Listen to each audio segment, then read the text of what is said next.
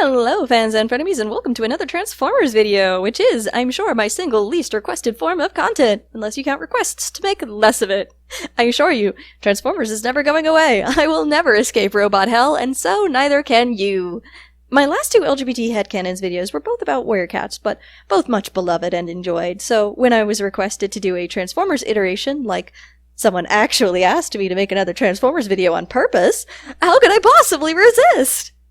Unlike Warriors, which has very little in the way of canonical or intentional LGBT representation or coding, Transformers actually has quite a fair bit of it. The narrative in TMTE and Lost Light makes it fairly clear that in IDW, being gay is actually the majority orientation for the all-male Cybertronian society. And not only that, but there's several explicitly gay and transgender characters, with Lug and Anode both being trans lesbians, Drift and Ratchet and Chrome Dome and Rewind both being married couples, and a variety of other characters. There has been a history of attempts to sneak in LGBT content as well, like David Willis's particularly valiant and appreciated effort to slide in Howlbeck as the first canonical trans woman in the franchise.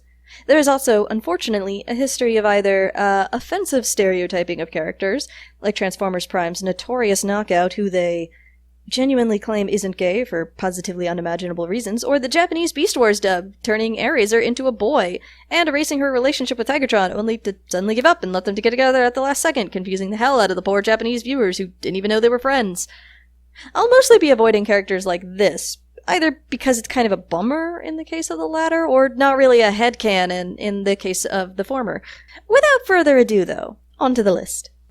Number 10. Gay TFA Blur. Transformers Animated has long since been a fan-favorite piece of media in the franchise's long list of adaptations, and it's hardly a surprise why. TFA is fun and engaging, and when it chooses to go dark and weird and plot-driven in the third season, it goes hard, laying into those themes like its life depends on it. Having both funny, lighthearted episodes and dark, dramatic, plot-driven episodes to return to has made it an easy pick for transformative works, especially.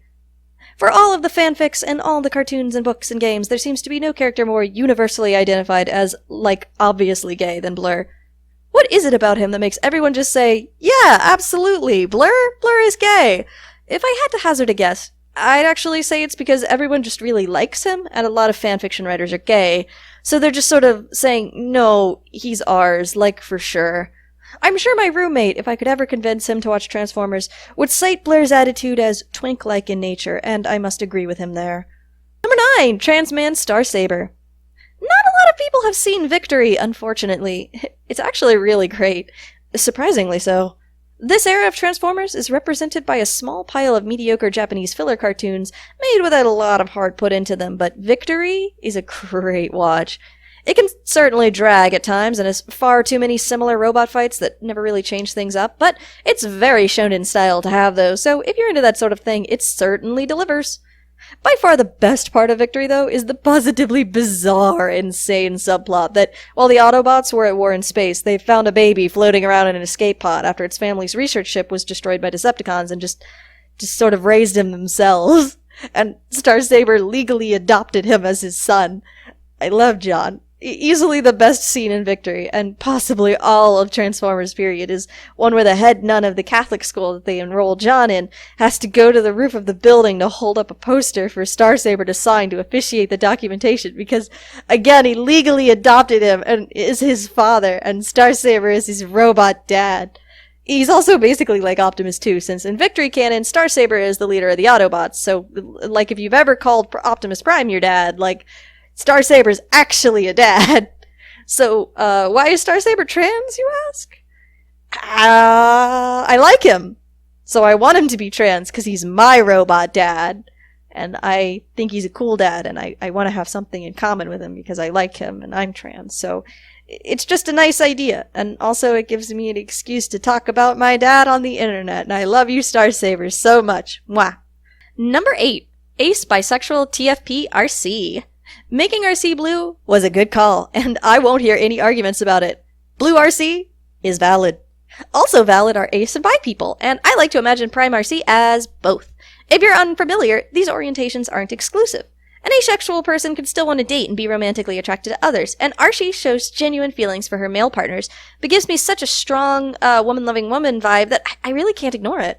I wish very badly that Prime had more female characters in it so that it would be possible for her to have a healthy interaction with any other viable girls to pair her with, but Unfortunately, that just never really came to be. Number 7. Gay TFP Ratchet. Oh my god. Look at him. Ratchet is the epitome of just this uselessly gay old man. He is so prim and fussy and clearly head over heels for Optimus. Something I find kind of funny about TFP is that both Megatron and Optimus's second-in-commands are kind of clearly in love with him, but also not particularly invested in their own factions. Like, every single one of Soundwave's decisions come down to what Megatron wants, or what's best for Megatron, even if it's kind of bad for the Decepticons. Ratchet, like, when you look at his personal politics and ideals, he absolutely disagrees with the Autobot ideology. Ratchet's worldview and ethical identity is very early war Decepticon in nature, actually, in Prime, but Optimus isn't a Decepticon, so neither is Ratchet, I guess. Ratchet is clearly in love with Optimus. Number 6. Lesbian live-action movie Shatter. I have no reason for this headcanon other than Bumblebee was a very good movie, and Shatter was so cool I wanted to die, and something deep within my soul screamed, "That's a lesbian." So I guess as far as I'm concerned, that's a lesbian. Number 5. Non-binary Beast Wars Tigertron. Oh, now what a good headcanon this is. This was suggested to me and I live for it. Tigertron is such an awesome character, unlike the rest of the beast formers on Earth, who are robots with the ability to transform into animals. Tigertron very clearly considers himself more of a tiger with the ability to turn into a robot. He's one of my favorite things about Beast Wars, and I love how the show lays into this idea, and how the war between the Maximals and the Predacons affects him from his completely different perspective than theirs. To the same end, Tigertron basically has no preformed identity because of the wipe of his circuits, and he has to form all of his opinions of himself fresh, and without previous bias. I think he would absolutely be the kind of person to look at himself and his position and not identify within the binary. I really love this headcanon. Number 4. Bisexual Optimus Primal. If y'all didn't know I love Beast Wars, I love Beast Wars. Oh my god, do I love Beast Wars. Optimus Primal is my favorite Optimus, actually, even though he's technically not Optimus, but gosh, I do love this character. A lot of Optimus iterations, I feel, tell you he's this incredible leader of the Autobots, and a father figure, and a hero, and a moral beacon, and then they show you a character that completely fails to meet that moral high ground, so he comes off feeling very disingenuous to me. But Primal? Nah, that's a good boy right there. Optimus Primal is a good boy.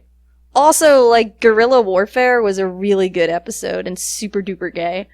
I really strongly get strong bi vibes from Primal. I'm digging it. Number 3. Gender Fluid Cyberverse Acid Storm.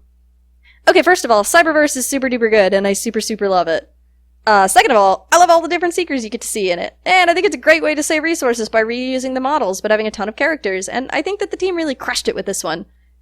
Acid Storm is one of the Seeker characters who regularly switches between the prototypical male and female-coded Seeker character models, and uses a female voice actress. Acid Storm is referred to with rather frequently switching pronouns between him and her, and on Twitter, writer May Cat said that that was just something Acid Storm does sometimes. I think this problem originated as a flub with using the wrong model that evolved into an opportunity to give a character more personality by just sort of running with it, and I'm super into that. The TF Wiki respectfully chooses to use they-them pronouns for Acid Storm, and I think that's the right call. But my headcanon for Acid Storm is that he is gender fluid and switches between he and she depending on her feelings. And I'm just super into the whole thing. Number 2. Gay Blades. Everything about Blade should tell you why I feel so passionate about this one. His crush on Bumblebee is so adorable and pure and wonderful, and his voice actor in the original Rescue Bots, Parvesh Cheena, is an openly gay man. You can really feel the love for this character in his performance, too. It's no wonder Blades is such a fan favorite. There's just so much. But Blades is gay for sure. Blade, I can't. There's no art. Gay. Blades gay. Gay Blades gay. Number 1. Lesbian demigirl IDW Whirl. Okay, listen. Listen to me. I love Whirl.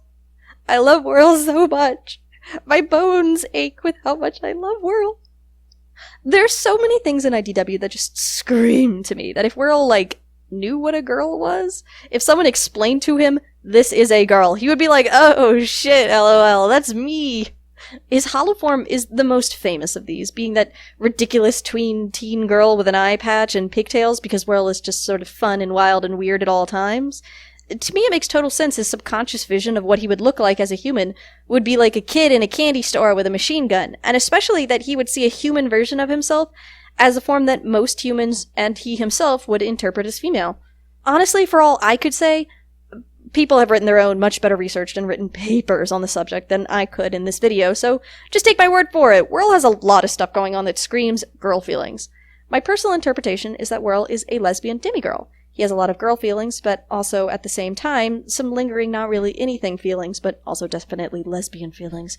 But Whirl is just very deeply traumatized, and like a lot of traumatized people, probably has difficulty picking apart what is trauma and what is capital Y-U.